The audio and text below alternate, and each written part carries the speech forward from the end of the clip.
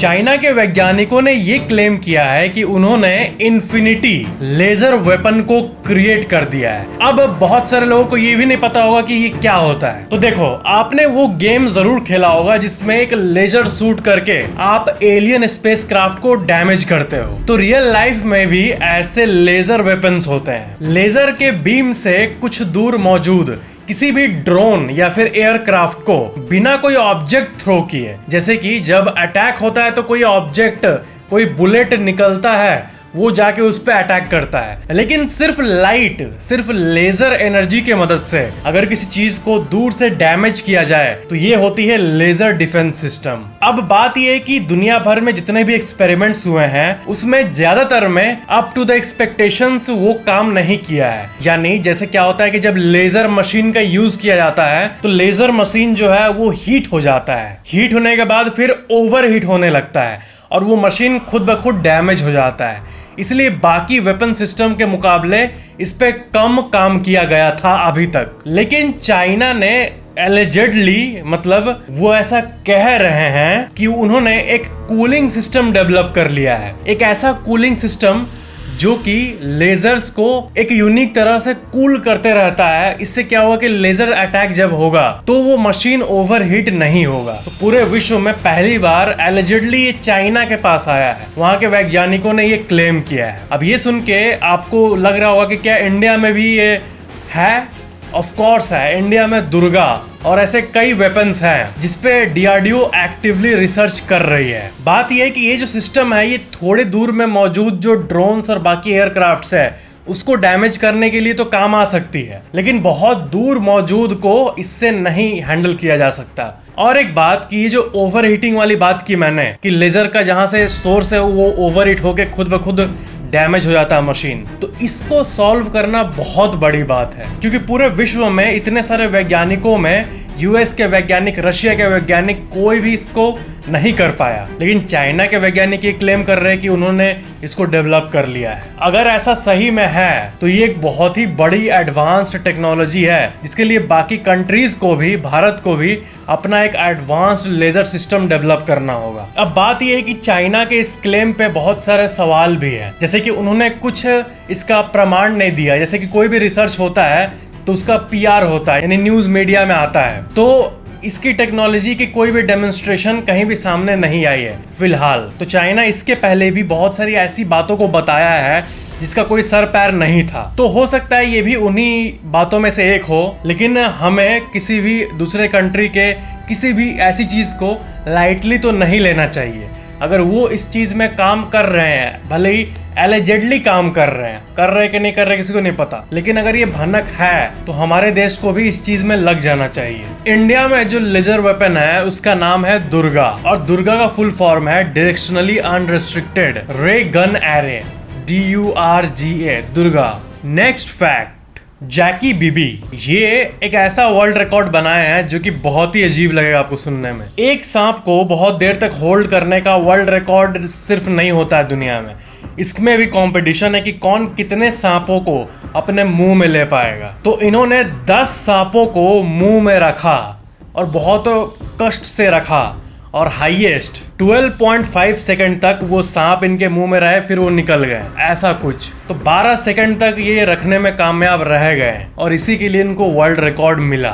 एक बैग जिसमें 24 स्नेक्स हो, ऐसे बैग में अपने सर को घुसाना, ये भी एक वर्ल्ड रिकॉर्ड होता है। तो एक बैग में मौजूद 24 स्नेक होने के बावजूद भी वो अपना सर घुसाएं, ये भी वर्ल्ड रिकॉर्ड है उनके पास। वो बचपन से ही स्नेक सांपों में बहुत इंटरेस्टेड थे और इसी के चलते एक बार यही सब कारनामों के बीच में वो अपना पैर भी खो दिए थे, क्योंकि एक जहरीला सांप उन पे अटैक किया था और पूरे पैर में वो जहर फैल गया था। नेक्स्ट फैक्ट, लोआ लोआ या फिर आई वर्म, इसके बारे में आप सुने हो? ये एक ऐसा पैरासाइट है जो इंसानों के स्किन के अंदर चला जाता है और स्किन कुछ ऐसा दिखने लगता है। ये देख रहे हो यहाँ पर मौजूद है कुछ, मतलब एक लंबा सा पैरासाइट जो कि फिजिकली बहुत बड़ा है एज कम्पेयर टू बाकी माइक्रोजीव्स, लेकिन ये फिर भी फैट लेयर के नीचे होने के बावजूद वहाँ जिंदा रहता है और वो दिखता भी है। लोआ लोआ कहते हैं इसे। इसका अगर ट्रीटमेंट ना किया जाए तो 10 से 15 सालों तक ये वही फैट लेयर के अंडर रह सकता है और इन्फ्लेमेशन कॉज कर सकता है। खतरनाक। नेक्स्ट फैक्ट, क्या आप ये बिलीव कर सकते हो कि ऐसी भी डिसऑर्डर होती है जिसमें इंसान को खड़े होने या फिर चलने से डर लगता है? फियर ऑफ वॉकिंग कहते हैं इसे। इसमें क्या होता है कि इंसान जब खड़ा होता है तो उसको लगता है कि वो गिरने वाला है, और ये दुनिया के सबसे वियर्डेस्ट डिसऑर्डर्स में से एक है, क्योंकि खड़े होने से डर लगना या फिर चलने से डर लगना ये अपने आप में ही बहुत वियर्ड है। जिन लोगों को ये होता है वो अक्सर अपना सामान बहुत क्लोज रखते हैं अपने बेड के, ताकि उन्हें उठ के चलना ना पड़े। उनके दिमाग में होता कुछ ऐसा है कि मान लो मैंने आपको किसी सेल टावर के ऊपर चढ़ा दिया, अब टावर से जब आप नीचे देखोगे और मान लो कि बहुत पतले एरिया पे आप खड़े हो, तो नीचे देखने से कितना डर लगेगा। तो वो जब नॉर्मली खड़ा होते हैं ना, तो उनको नीचे देखने से उनको लगता है वो गिर जाएंगे। मतलब समझ रहे हो ना कि ऐसी फीलिंग आती है। सिर्फ नॉर्मली खड़े होने से जमीन इतना ही दूर है, लेकिन दिमाग अब ऐसी चीज है कि वो बहुत अजीब अजीब चीज दिखा सकता है, तो उनको लगता है कि बहुत नीचे मौजूद है। उनको ऐसा इल्यूजन, एक हॉल्यूसिनेशन होता है और वो एकदम अवॉइड करते हैं चलने या फिर खड़े होने तक। बहुत अजीब बात है। नेक्स्ट फैक्ट, एक अजीब सा वोडका आता है जिसका नाम है एटॉमिक वोडका। और आपने चेरनोबिल के बारे में सुना ही होगा, जहां पर न्यूक्लियर वाली घटना हुई थी, तो वो जगह अभी पॉल्यूटेड है रेडिएशन से। तो उसके आसपास वाले जो जगह हैं वो भी पॉल्यूटेड है, लेकिन ये कंपनी उसी एरिया के पास वाले खेत में क्रॉप उगाकर उसी से वोडका बनाती है, चेरनोबिल के पास वाले एरिया से। इसके ऑफिशियल वेबसाइट पे आप देखोगे तो आपको पता चलेगा crops harvested near Chernobyl. Chernobyl के नीचे वाला जो ग्राउंड वाटर है उससे वाटर का इस्तेमाल होता है और ऊपर क्रॉप्स जिससे वोडका बनता है। अब ये सुनने में लग रहा होगा फिर तो वो रेडियो एक्टिव हो जाएगा, लेकिन ये वोडका रेडियो एक्टिव टेस्ट्स को पास कर चुका है। यही अजीब बात है। बात यह है कि मान लो चेरनोबिल का जो घटना है वो यहाँ पे हुआ, उसका असर यहाँ तक हुआ, तो ये क्या करते हैं, एकदम बॉर्डर लाइन पे इससे थोड़ा सा पहले यहाँ पर क्रॉप उगाते हैं और यहीं से अंडरग्राउंड पानी लेते हैं। मतलब रिस्क वाला थ्रिल देते हैं जो इनके प्रोडक्ट्स को खरीदता है उनको। बस इस थ्रिल के लिए ये लोग इस वोडका को मैन्युफैक्चर करते हैं और इनके हिसाब से 75% ऑफ द प्रॉफिट ये उन परिवारों को देते हैं जो कि इस घटना से अफेक्ट हुए थे उस समय। ऐसी चीज के बारे में आपने शायद ही पहले सुना होगा। मतलब अजीब काम कर रहे हैं ये लोग, और नाम भी है एटॉमिक वोडका। सुनने में ये लग रहा है कि ये रेडियो एक्टिव तो नहीं होगा। नेक्स्ट फैक्ट, बहुत सारे ऐसे मेगा प्रोजेक्ट्स होते हैं जिसका ड्रीम डेवलपर्स देखते हैं लेकिन वो कभी पूरा नहीं हो पाता। बर्ज अल बवाज एक ऐसी टाउनशिप थी जिसकी कंस्ट्रक्शन साल 2014 में शुरू हुई थी, और डेवलपर्स ने ये सोचा था कि हम एक ऐसा सोसाइटी बनाएंगे जो एकदम हैरी पॉटर की दुनिया लगे, ऐसा कैसल वाला घर जिसमें लोग रहें और एक ओल्ड स्टाइल की एक मैजिकल दुनिया जैसी फील आए। तो इस पे मिलियंस ऑफ डॉलर्स का खर्चा किया गया और फाइनली ऐसे बहुत सारे बिल्डिंग्स बन के रेडी हुए। इतना सीमेंट लगा, इतनी सारी चीजें लगी और ये खड़ी हुई, लेकिन फिर भी लोग ऐसे घर को लेने में उतना इंटरेस्ट नहीं दिखाए और फाइनली फाइनेंशियल चीजों के चलते वो प्रोजेक्ट बंद हो गई। क्या है कि लॉन्च होने के कुछ सालों बाद टर्की की इकोनॉमी गिरने लगी और इससे क्या हुआ कि लोगों के पास पैसा नहीं था कि वो ऐसे लग्जरी चीजों में इन्वेस्ट कर सके और ये प्रोजेक्ट बंद हो गई। और अब ये एक घोस्ट टाउन की तरह बस पड़ा हुआ है और ये पूरी तरह से अबेंडेंड है, यानी यहाँ कोई रहता नहीं है। तो इसका अब नया नाम दिया गया है, ghost town. Next fact, Rafflesia arnoldii. ये एक बहुत ही यूनिक सा फ्लावर है जो साइज में ह्यूज होता है। इसका साइज देखो कितना बड़ा है। इसको कॉप्स फ्लावर भी कहा जाता है और इसका नाम ऐसा इसलिए दिया गया है क्योंकि अगर आप इस फ्लावर के सामने जाओगे तो आपको ऐसी स्मेल आएगी जैसे कि कोई डेड बॉडी सड़ रही हो, और वैसा एक अजीब सा स्मेल, बहुत गंदा सा वैसा आता है इस फ्लावर के सामने। ये ज्यादातर रेन फॉरेस्ट्स में पाया जाता है, बहुत जंगलों के अंदर। नेक्स्ट फैक्ट, इस दुनिया का सबसे लंबा लाइटनिंग अक्टूबर 2018 में हुआ था। वर्ल्ड मेटीरियोलॉजिकल ऑर्गेनाइजेशन WMO उसने अनाउंस किया आज तक का सबसे लंबा लाइटनिंग स्ट्राइक। जो बिजली कड़कते हुए आप देखते हो, मान लो कि जैसे इस इमेज में बिजली कड़क रहा है, तो बिजली का एक एंड से दूसरा एंड हमें साफ साफ दिखता है और वो काफी लंबा होता है, हमें आसमान में दिखता है। लेकिन एक ऐसा बिजली जो कि 700 किलोमीटर्स तक स्ट्रेच हो रहा हो। 767 किलोमीटर्स तक अमेरिका में हुई थी, टेक्सास, ल्यूसियाना और मिसिसिपी तीनों को कवर करते हुए।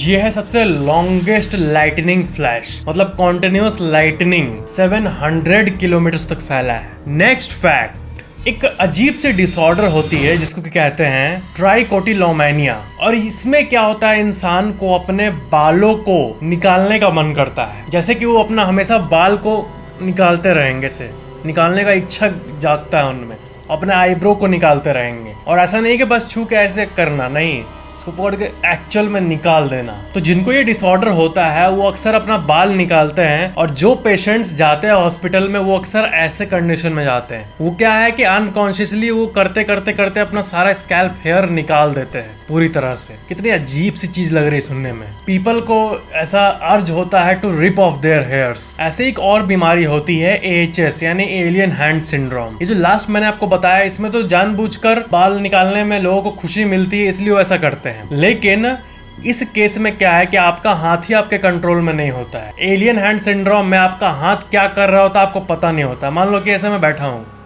अभी मैं बोल रहा हूँ कि ये मैं नहीं कर रहा, ये खुद हो रहा है। तो जब नहीं करते हुए अपने कुछ होने लगे हैंड में, और ये पकड़ के ऐसे कर, मैं नहीं किया।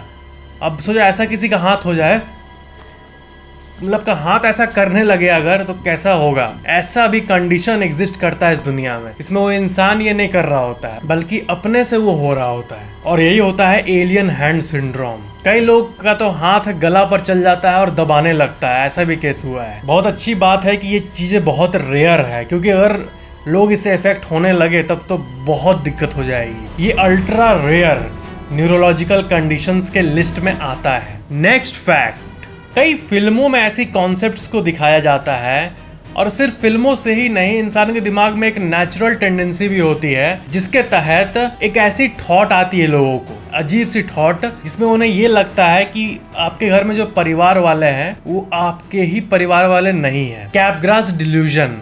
इस डिसऑर्डर में होता ये है कि इंसान को ये लगता है कि मेरे घर में जो मतलब मम्मी पापा सिस्टर ब्रदर जो भी है, ये मेरा ब्रदर नहीं है, ये मेरी मम्मी नहीं है, उसकी जगह कोई और बहरूपिया आ गई है। ये मेरे पापा नहीं है, कोई और आ गया है मेरे पापा की जगह, मेरे पापा कहीं और है, उसकी जगह कोई और आके रह रहा है। ऐसा डिसऑर्डर जिसमें ऐसा लगे कि कोई और रिप्लेस कर दिया उनके ओरिजिनल फैमिली मेंबर्स को, ऐसी अजीब से डिसऑर्डर को कैपग्रास डिल्यूजन कहते हैं। फिल्मों में बहुत बार इस कॉन्सेप्ट को एक्सप्लोर किया गया है, जिसमें कि परिवार वाले रिप्लेस कर दिए जाते हैं किसी डीमन से या फिर किसी से। तो फिल्म देख देख के भी बहुत लोग को एक्चुअल में ये होने लगता है। जैसे कि आप इस बात को जब मैं बोल रहा हूँ, ये सुन के आप क्या कंक्लूड करोगे? आप ये बोलोगे कि ठीक है आपने ये फैक्ट बताया, लेकिन ऐसा थोड़ी कॉमनली होता है। अगर किसी को लगे कि मेरा परिवार वाला नहीं है, उसका डुप्लीकेट है, तो ये बस एक थॉट है, एक रैंडम सा थॉट। लेकिन बात ये है कि जिसको ये डिसऑर्डर होता है ना, उसको बस ये नॉर्मल सा थॉट नहीं लगता, उसको यकीन हो जाता है पूरी तरह से। मतलब यकीन वाला केमिकल माइंड में रिलीज होता है कि नहीं ये बहरूपिया है, और उसके साथ फिर गलत करने लगता है। तो इसी अजीब डिसऑर्डर को कैपग्रास डिल्यूजन कहा जाता है। नेक्स्ट फैक्ट, क्या आपको पता है कि जब आप छींकते हो, जैसे कि कोई छींका, तो उसको ये लगता है कि छींकने के बाद वो जो ड्रॉपलेट्स होते हैं वो यहीं तक फैलते हैं। लेकिन बात यह है कि रिसर्चर्स के अनुसार छींक का जो ड्रॉपलेट होता है, छींकने के बाद जो ड्रॉपलेट्स निकलता है जो कि इनविजिबल होता है, वो 8 मीटर दूर तक जाता है। यानी बेसिकली आपके रूम को भर देता है, रूम के एंड तक चला जाता है एक नॉर्मल से कमरे का। और यही वो कारण है जिसके चलते कोई अगर वायरस से इन्फेक्टेड है तो वो वायरस इतनी जल्दी दूसरों में फैल जाता है, क्योंकि अगर कोई प्रॉपरली ढक कर स्नीज ना करे तो उनका ड्रॉपलेट पूरी तरह से रूम में फैल जाता है। एक बार छींका तो पूरा रूम इनविजिबल ड्रॉपलेट से भर जाता है। तो जिसका इम्यून सिस्टम वीक होगा उसको जल्दी इफेक्ट कर देगा वायरस। नेक्स्ट फैक्ट, क्या आपको पता है कि साल 2046 में वैलेंटाइन डे के दिन 14 फरवरी के दिन एक एस्ट्रॉयड धरती से टकराने वाला है, जिसका नाम है 2023 DW, क्योंकि ये इसी साल डिस्कवर हुआ था। एक स्केल होता है टोरिनो इम्पैक्ट हैजर्ड स्केल, 0 से 10 तक। अगर कोई एस्ट्रॉयड 0 रेटिंग पे आया, इसका मतलब वो धरती पर ज्यादा डिजास्टर नहीं करेगा, और 10 पे आया मतलब वो ग्लोबल डिजास्टर कर सकता है। तो इसका रेटिंग 1 दिया गया है, यानी थोड़ा सा इम्पैक्ट करेगा। बाद में और रिसर्चेस से ये पता चला कि ये जो एस्ट्रॉयड है ये भले वैलेंटाइन डे को बर्बाद करने आ रहा है, लेकिन इसका कोई खास रिस्क है नहीं फिलहाल, और अगर टकराया तो भी ये पैसिफिक ओशन में जाके गिरेगा। और अगर बड़ा सा एस्ट्रॉयड गिरता है तो उसके चलते सुनामी और बाकी चीजें आ सकती है, लेकिन ये बस 50 मीटर्स है डायमीटर में। नासा ने जितना स्पेस को रीड किया है, बहुत सारे ऑब्जेक्ट्स का पता लगाया है अभी तक, नेक्स्ट 100 सालों तक, यानी एटलीस्ट 2123 तक ऐसा कोई एस्ट्रॉयड नहीं है कोई बड़ा साइज का जो कि फिलहाल धरती को टकराने वाला है। लेकिन अगर ऐसा हुआ तो इसरो, नासा और बाकी स्पेस ऑर्गेनाइजेशन जो है ये उसको आने के पहले ही खत्म कर देगी। नेक्स्ट फैक्ट, क्या आपको पता है कि जिलेट कंपनी जो ब्लेड की कंपनी है, इसने अपने पहले साल में सिर्फ 168 ब्लेड्स को बेचा था, यानी एवरेजली हर 2 दिनों में सिर्फ एक ब्लेड बिकी थी, और अब हर साल करोड़ों ब्लेड्स बिकती है। नेक्स्ट फैक्ट, जो एक एडल्ट मेल ग्रिजली बियर्स होते हैं, ये प्रजाति, ये एक दिन में 2.5 लाख बेरीज को खाते हैं। जी हाँ, बेरीज जो होते हैं, जो हम और आप 10-20 बेरी को खा सकते हैं, पाया गया है कि ये 2.5 लाख बेरीज को एक सिंगल डे में खा सकते हैं। कितने स्पीड से खाते हैं ये, इसका एक्चुअल वर्ल्ड रिकॉर्ड मौजूद है। तो ये थे आज के अमेजिंग फैक्ट्स। वीडियो को लाइक जरूर करना और चैनल को सब्सक्राइब करके बेल आइकन जरूर ऑन कर लेना।